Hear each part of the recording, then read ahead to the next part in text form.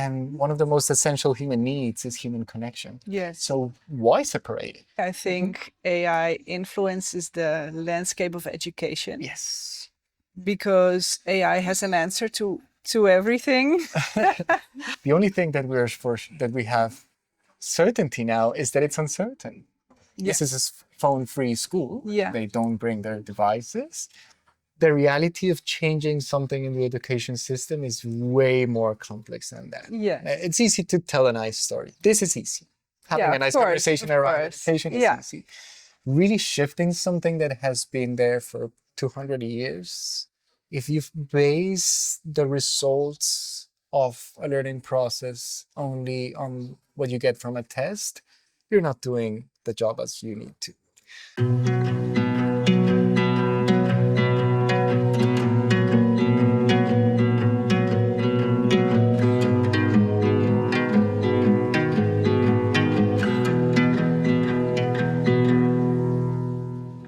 Welcome to the Real World School. Today we're having a conversation with Simon, one of the directors of this school. My name is Ineke. I'm a resident in Ecovilla San Mateo, which is the neighboring community to the Real World School. I'm a Dutch national moving to Costa Rica. I moved to Costa Rica. And my son is also attending this school. So thank you for having me, Simon. A pleasure. Thank you very much. Yeah. So, to start, can you explain what Real World School is, and more importantly, who you are and how this all started? Okay. How long do you want me to get into the who am I? Because and I say that in a good way, and why this became what it is. I think life prepared me for this moment. I've gone through many different moments in my life. I've learned many different things that helped me to be part of this project. So I was born in Colombia, a country that I love. I was born in the time with Pablo Escobar, then the violence problems between the guerrillas, paramilitares, the army. And I was really moved by everything that I was seeing. I think I'm very grateful that my mom was always involved in very interesting social projects. So since I was very young, I was able to be part of those projects and actually work. Since I remember being 12 years old and really working in communities around the country and many different things. And then when I was in the university, I was studying biology, and it was one of the peak moments of violence. It was really affecting me. I mean, it was really touching me in many ways. And I was in the cafeteria of the university and I heard somebody behind me, I didn't know them, saying, "Oh, there's a University for Peace in Costa Rica. We should go there for 6 months." And something clicked in me. I arrived home, I Googled it, I put peace management studies in Costa Rica. And the first thing that popped up was environmental management in the National University of Costa Rica. And even though it was not fully directed to the peace studies, I felt something that was a calling. I was studying biology, but I love working with people, so environmental management was perfect in that sense. 2 weeks after, I was coming to Costa Rica. It was one of those things that life just... And in another beautiful coincidence, a few days before coming here, a doctor that I trust fully, that has been very close to us for a long time, said there's an amazing Qigong instructor, a Qigong Sifu, coming to Bogota. You should make the course. It's really a special practice. I said, yes, of course. I trust anything you say. I'll do it. I went to the course. I loved it. Long story short, he ended up becoming 2 years after my mother's husband. Wow. In that moment, he had just bought a land here in Costa Rica. He was from Italy, to build a retreat center. So I told him, hey, I'm gonna go and live in Costa Rica. So he said, wonderful, let's exchange numbers. I came here. 6 months after, my mom came to visit, and he said, you should come and visit the retreat center, the construction of the retreat center. They ended up falling in love, which I'm very grateful that happened. So I started, even though I was studying environmental management, I ended up in a parallel line of learning from amazing masters from different parts of the world, mainly Malaysia, China, India. Um, and I ended up becoming one of the resident teachers in this retreat center. And we started with my wife a summer camp for kids and teenagers from all over the world. The purpose of that camp was really to help them find a way to build a fulfilling life with a positive impact for the world. It was an amazing experience. We had that for 18 years. Wow. Through the connection of La Montaña Azul, which was the retreat center, a lot of different leaders from the world would come here. And they would always have such an amazing experience, and they wanted to take that to their own projects and to their teams. So we ended up working with them. That ended up moving into a consultancy firm around conscious innovation. And because of my relationship with education, I ended up doing all the projects around conscious innovation for educational projects. As a side note, my family has been in education for a long time. My great grandfather was the founder of the first non religious school in Colombia. He worked together, they were very close, good friends. I received just a beautiful picture of them together with Maria Montessori, Piaget. There was a very nice group of amazing innovators for education in that moment, and my great grandfather was very close to them. So education has always been there, and in my Your heart, blood. in my Yeah. blood and in my heart. Yeah. I really feel that if I can do something for education, I'll die in peace. Like I've Yeah. done a lot of very interesting things in my life, but if I can plant seeds around this, I really feel that my purpose will be fully fulfilled. So I'm Beautiful. very happy for that. Yeah. So those years of conscious innovation, helping very interesting projects around the world, in the region and in other countries, gave me so many insights. Because I could see what worked, what were the challenges. I worked a lot with teachers in trainings and developing programs with them. So, but it was always an opportunity to add small things to a bigger system. And that has an effect. But the reality is that to really shift education, you need to change the whole essence of what's behind it. What are the core essential things behind a school or the education system? And in that sense, we needed to really have the chance to develop something fully integrating everything that we had learned. And when I came here, that opportunity came in an amazing way. So it's been an amazing journey. I'm so happy to be here, to have the opportunity to develop an education project like this with a community like this, the quality of people. And usually, one of the struggles in any school that is trying to innovate is the pressure from the families, which is understandable. There's Yes. fear because there's Exactly. such an integrated way of seeing education and certain parameters of what works, what doesn't, that it was very hard. But here's the opposite. The families push us to do something different and help us to do something different. So that's an amazing gift. Yeah, and I think most of the families that bring their children here are looking for some sort of alternative education, and most people are familiar with maybe Montessori or that type of education. So, yeah, can you speak a little bit about But that? yes, now we get to that. Yeah. So I'll finish the story and connect it to Yes, this. please. One of the last projects that we worked on, it was a 5-year research process on understanding what is it really behind a fulfilling love. We were hired to develop a consciousness awakening program for a school, but we really got into the task of what does that mean. It's very easy to say, okay, let's put some mindfulness sessions and some. It goes way beyond that. We as adults need that. We need to meditate. We need to do our practices. Kids just need the right context. We need to make everything we can to avoid affecting them and letting that flourish in the best possible way.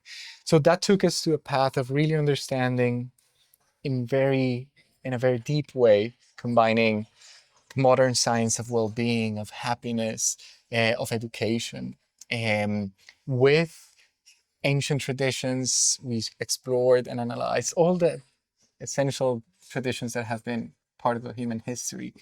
And that took us to a path of understanding different skills and aspects of human beings that we need to develop. So the whole school is based on that.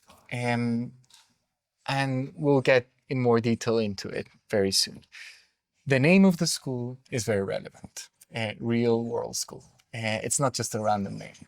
We really believe that to achieve the best results in the learning process, students need to connect the learning to their real world. When we speak about the real world, it's not we want to prepare them for the real world. And our adult perspective of the real world is understanding what is the reality of this small young human being and how can we connect the learning into their own life and reality. That's when the learning really goes deep. And everything starts with something very important, which, of course, when I say it, I know it sounds obvious, but it is not really used often in education, which is you need to start awakening curiosity. You need to start activating engagement and motivation. Yeah. Before you expect to achieve a learning objective around math, science, or whatever, you need to connect the student emotionally and mentally with that process. So everything starts awakening curiosity. That could be a very big experience like the one we had last Friday with all the school participating, all the kids working together, a big challenge, a big, very fun experience, or it could be a small story, a small question that triggers a connection with that learning process. Then we need to go deep into the learning, the knowledge, the skills. But the key thing there is how to connect that learning process to reality. What's the real context in which that is seen? Exactly. Maybe every now and then you need to practice in a worksheet. It's just like a practice, a small percentage of time that you need in a learning process. But it really goes inside when you see it applied and you can apply it for real things in life. So that learning process implies connecting the learning objectives to the reality of the world of the students, of their community, of their country, of the world. And then we need to go outside and see it, like actually see it. So if we're learning about water, let's go to the mountain, let's find a spring, let's understand how it works, let's understand how to protect it, how to treat that water, how it can be used. Not only seeing a video or a nice infographic in the screen, but just like actually going and seeing it, like getting dirty around it. Exactly. And that really connects the students in many ways. And then they need to create something with that knowledge. That's a key point. Students need to, the brain, and this is scientifically proven, if you don't use the knowledge and the skills that you gain in around 14 days, more or less, you lose it.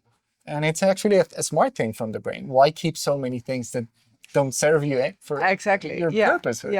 So we need to give them the opportunity for them to create something real, to solve a real problem using that knowledge and that skill. So that's a key part. And then the closing part of that, which is also a very important part of what we do, is they need to share it and be proud of it. So it's what we call shine and share. It's an opportunity to keep the curiosity awakened because the students engage learning from each other a lot.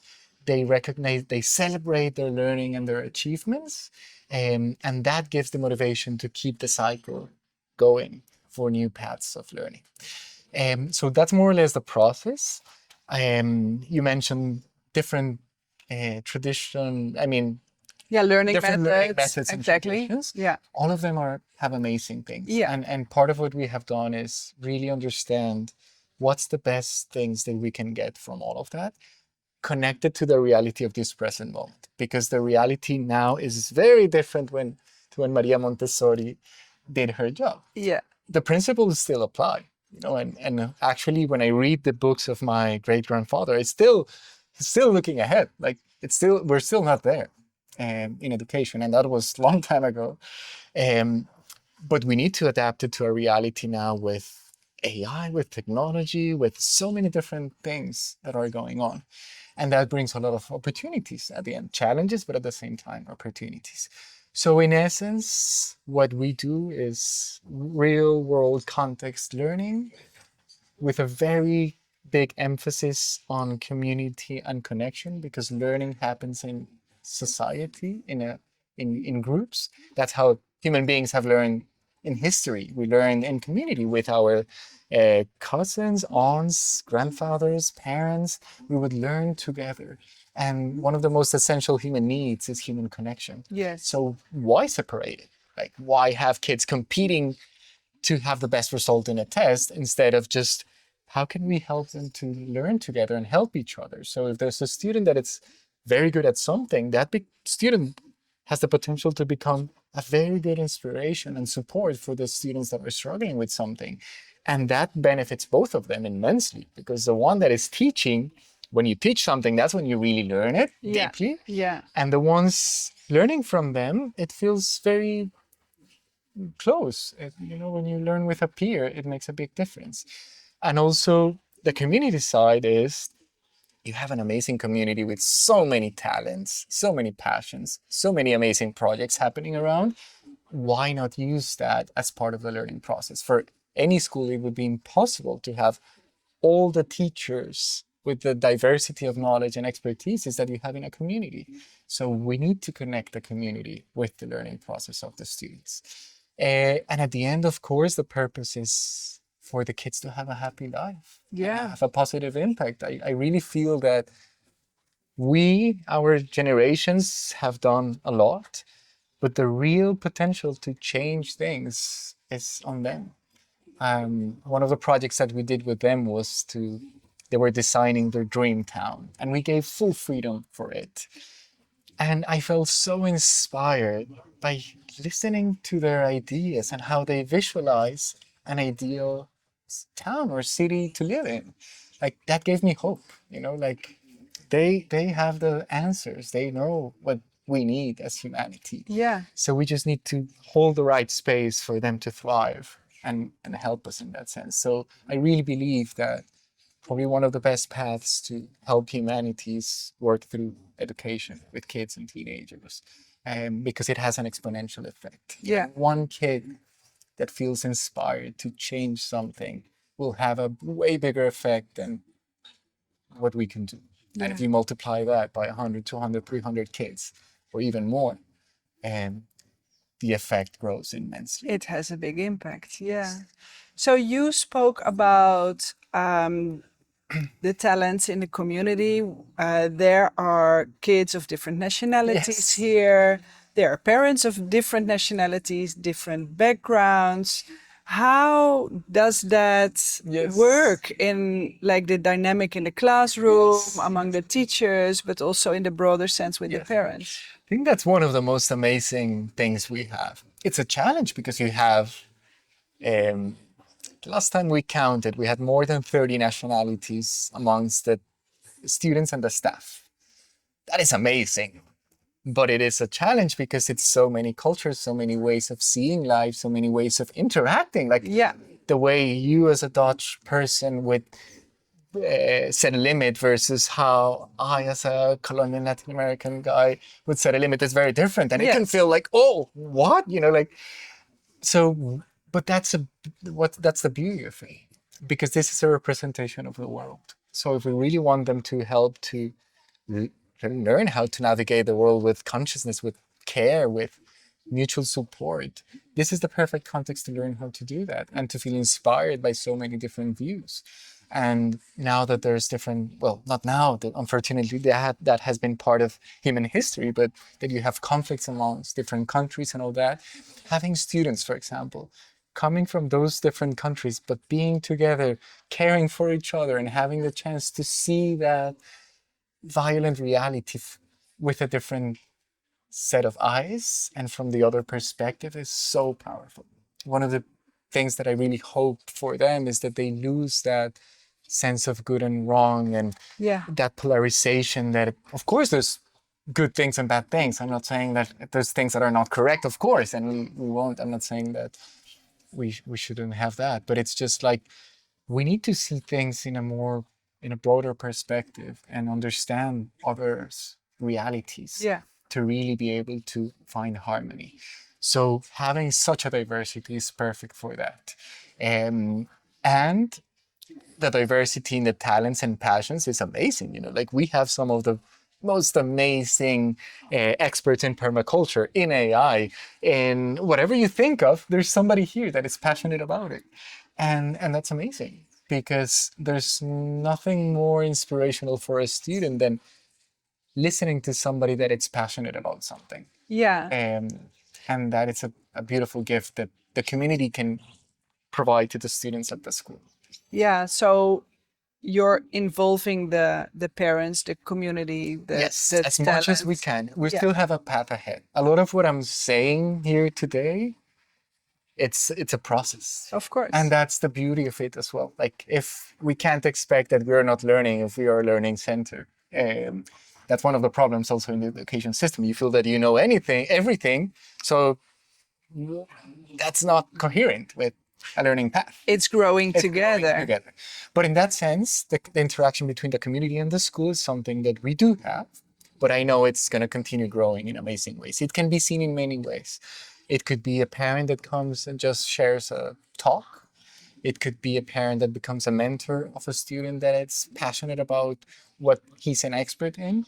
It could be an internship. It could be a parent, as we have a few now, that lead programs for the students in the school. Like they commit to 2 months, 4 months, a semester. What kind of a year. programs? So, for example, we have an social entrepreneurship program going on now for our middle schoolers and high schoolers with a person that manages one of the biggest funds, if not the biggest in Canada for youth entrepreneurship.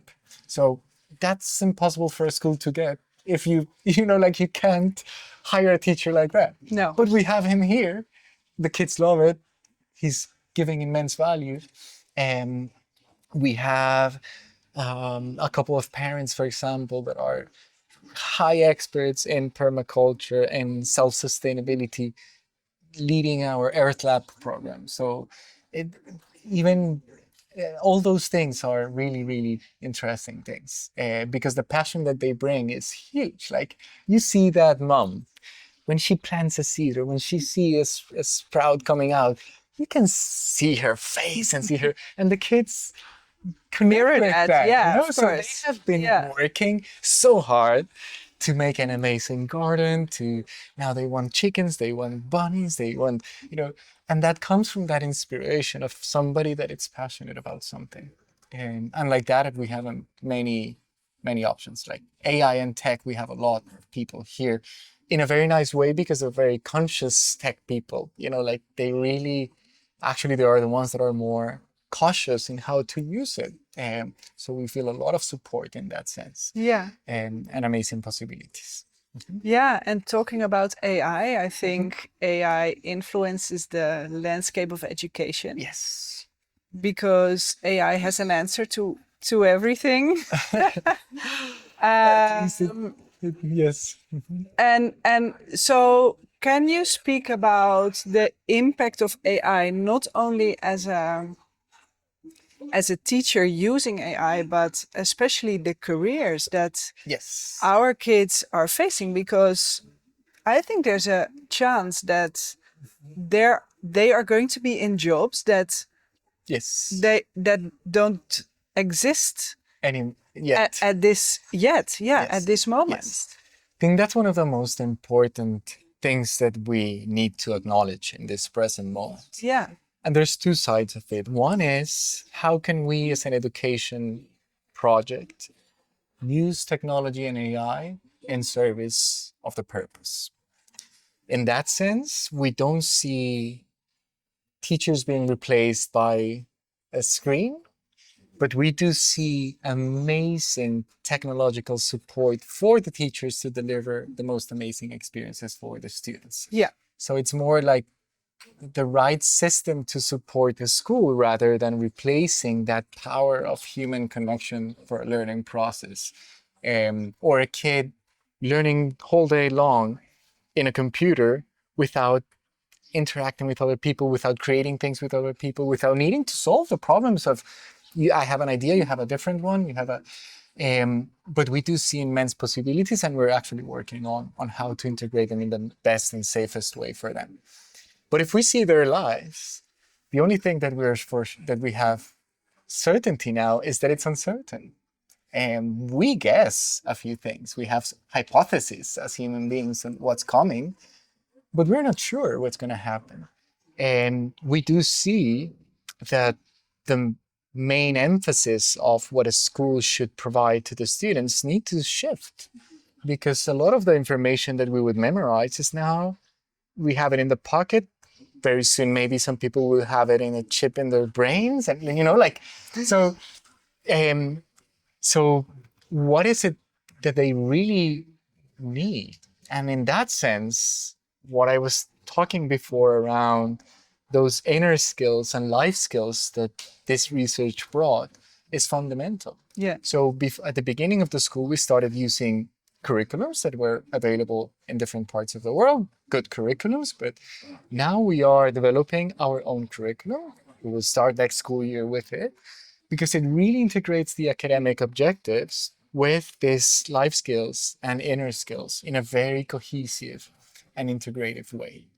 And that is really making a difference, because they're learning how to connect, they're learning how the critical thinking, discernment, the passion, the curiosity to keep learning. That's fundamental. They need to be able to learn many new things all the time, because there's going to be things changing always. Yeah. So they need to learn how to learn. And a lot of adaptation. And a lot of adaptation. And in that sense, I'm seeing very interesting possibilities for the future and for their lives in that sense.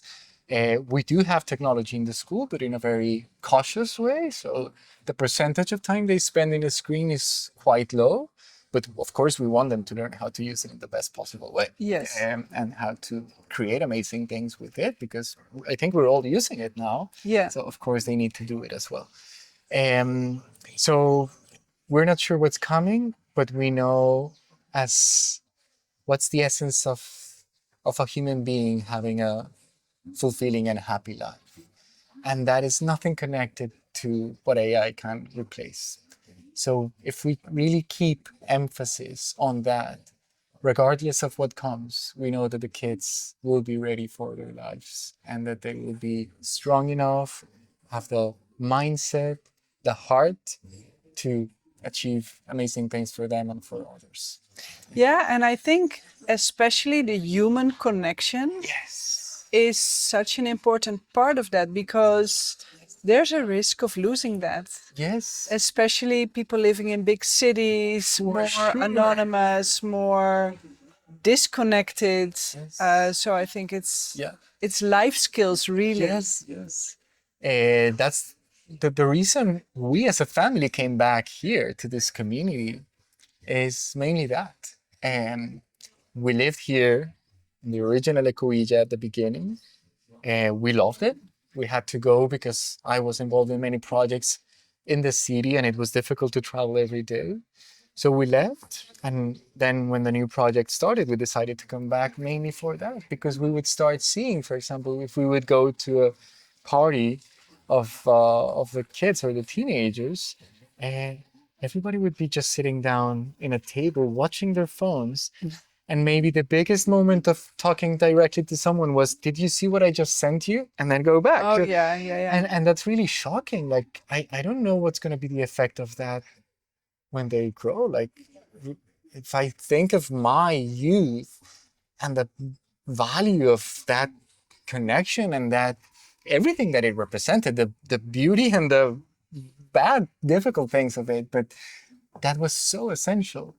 And here, seeing a community working together as adults, as families, the kids amongst them, the capacity to speak as parents and say, okay, I have this doubt, let's work together on this, or maybe some agreements with the parents of my kids, friends, and not that there's no mandatory anything, but there's the space to bring more awareness and attention to how to deal with those things. Yeah. Um, And I think, like you said in the beginning, a lot of people are choosing this lifestyle because of that. yes, for sure. Yeah. And one key thing on that is, and this context is perfect for it, is if you just take out technology to a teenager, you're going to struggle. I know. I have a teenager. Yes. But if there's so many natural meaning, yes, they're natural, but natural like they are there, opportunities, it just changes. Like instead of being in their phones, they can be with their friends, hiking in the river, enjoying the pool at night, like whatever thing that happens, this is a space that it's offering so many things for them. Yeah. And that starts, at least for the population of the students, it starts here because the connections start building in a very conscious way, and then their life somehow gets immersed Yeah. on it in a beautiful way. And yes, there's kids, some kids, a lot of them, of course, they have phones, all that, but it's a way different thing. This is a phone-free school. Yeah. They don't bring their devices, which I think it's fundamental. I actually can't see how it would make sense for students to have phones in their classes. That really doesn't make sense to me. Um, and then when they have time to do whatever, they are just doing things as humans, you know. Yeah. So being in an international community, how does the school integrate with the local community? Yes, I appreciate that question because we need to honor the fact that we are here in Costa Rica, in San Mateo, with an amazing community of local people. Costa Rica is such a rich country in that sense, and the human quality of the people is amazing. Um, and the risk of an international community is to only honor that they're an international community. And everybody here comes with a genuine desire to connect, to learn Spanish, but it's very easy not to, because you have amazing people in the international community. Everybody speaks English, so you don't need to speak Spanish. And that would be a difficult situation for our students. We don't want our students to be in a bubble without a deep connection with the local community. So we have a very relevant scholarship fund for the local population. We have around 40% of our students are local students, 60% are international students. And we need to make sure that we keep at least that ratio. In that sense, we're working a lot in how to sustain that scholarship fund in the best possible way, because we need to honor the difference in the reality of the finances of a local family from San Mateo versus a family that comes from anywhere in the world that has the chance to travel here, get a land, build a house. And we really believe that the school can be one of those amazing bridges between the local community and the international community. I see usually the best intentions in the people coming to connect, but what they do is to invite the local population to things that they appreciate. So inviting family from San Mateo to an organic fair, yes, that's nice. They're gonna go maybe one, twice. It's a curiosity thing. But if you really want to connect, go and play soccer with them. Go to the church. Go to The to river. yes, to the things they do. We need to connect to their real world if we honor what we were speaking at the beginning. And the school is becoming a good space for that.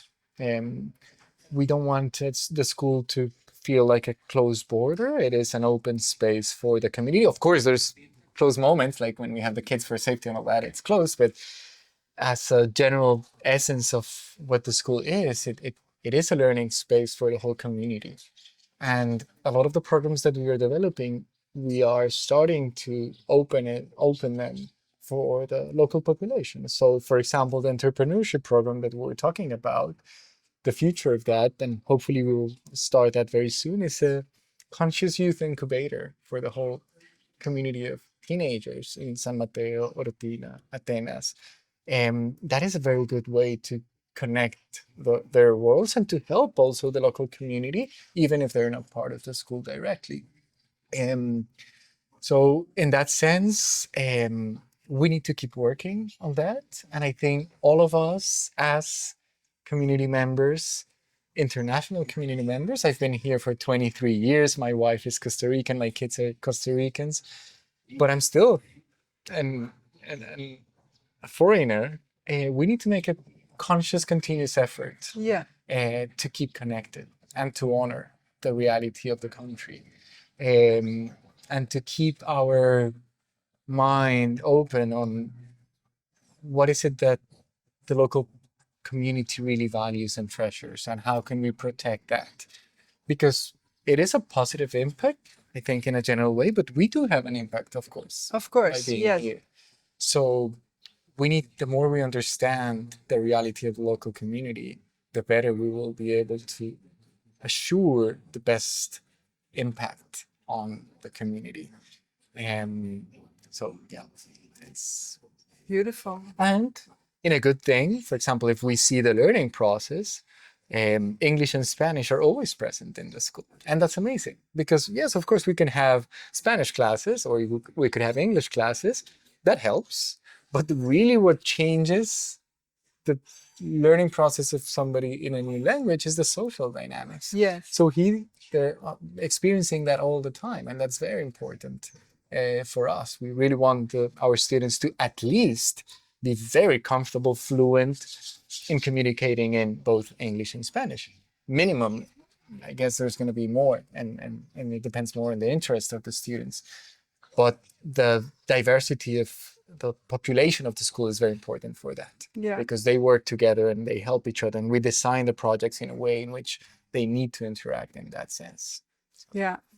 So how would you say the balance between English and Spanish is, or is it just natural? Yes. So in terms of the like traditional learning subjects, most of them are in English. At the beginning, we tried having everything bilingual.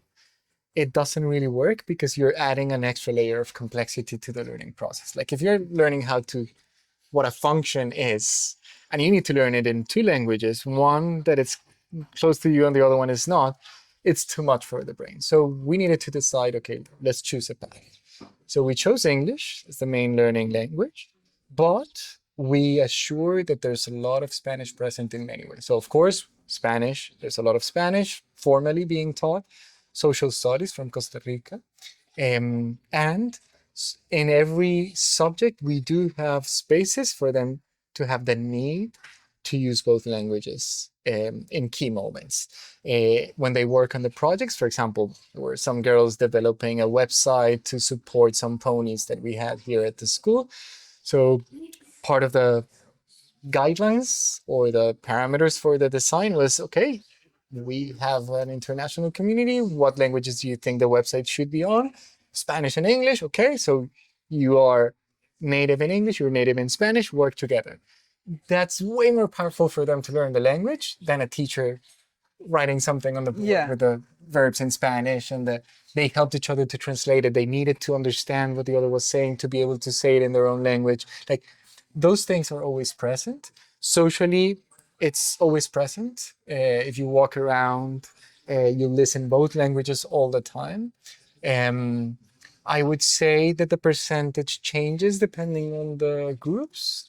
Preschool, for example, both languages are very present. We have some teachers that only speak in Spanish to the kids. We have some teachers that only speak in English to the kids. In the other grades, it varies a little bit. I would say that at the moment, I think that around 90% of our students are being able to at least understand and communicate basically in both languages, for sure. We have kids that come without either Spanish or English, which is a challenge. Like so my we need son, to put emphasis on supporting them with that, because communication is a foundation to feel safe. Yeah. So It's difficult to put a percentage because I see many different things in terms of the classes, if we call it like that, which is not really that, but if we call it like that, I would say it's maybe 65-35, 65 English, 35 Spanish. But in terms of the two languages present, I would say it's balanced. Can we talk a little bit about the challenges that Yes. that you I face? also appreciate that question. Yes, usually we spoke about this a few days ago. Like, usually all the innovative schools and education projects are sharing the Instagrammable, I don't know if that's a word or not, moments. And you share the cherry on the cake. The reality of changing something in the education system is way more complex than that. Yes. It's easy to tell a nice story. This is easy. Having Yeah, a nice of course, conversation of around course. education is Yeah. easy. Really shifting something that has been there for 200 years, that it's so deeply connected to us, that has so many emotional connections in different ways, so many fears that we experienced when we were learning, that without knowing, even wanting something different, we don't see how we're stopping the change that our students and kids need, or as parents, our kids need. So I would say that there's different challenges. One is the overall education system of the world is still mainly based on a very old paradigm. Yeah. And that means that at the end, we can't fully disconnect from it. I don't think it's bad in the sense that, of course, we need to keep the learning happening, but it is really tricky because I really feel that if you base the results of a learning process only on what you get from a test, you're not doing the job as you need to. But still, that's the only parameter that at the end the system is acknowledging. Yes. So part of what we're doing, for example, in terms of the curriculum is, in education, what you don't measure, it's not valued. So we're defining a very clear curriculum, not only just saying nice phrases on inner skills, like what is the real path of growth in each of those skills so that we can measure them? What are the key indicators that help you see change? So that we can start incorporating systemically the changes that are needed in terms of what are the priorities in a learning process. Another big thing is, and I think every school faces this, and I say this with all the love and care to our parents, but it's the parents. Yeah. We Because as parents are also conditioned in a way. And of course, we'll always want the best for our kids. And we do have, which I appreciate a lot, I'm grateful for that. We have way more present families here than in normal school. They want to be involved. And that's amazing. Yeah. I want that. I'm not. But then everybody comes with everybody's an expert in education. Everybody knows what has to happen, how it has to happen. And that comes from a good space. So we receive it. And actually, part of the growth of the school in terms of the learning process for ourselves has come from the parents. I love speaking with the parents. I love receiving their insights. But sometimes that comes with a genuine desire to offer something. Sometimes it comes with a different energy, and the amount of tension that requires, it's quite hard. Because if I would have to choose, I would prioritize the energy and attention for the kids, and not to have happy parents. Of course, we want happy parents, but they will be happy if the kids are through the kids. Yes.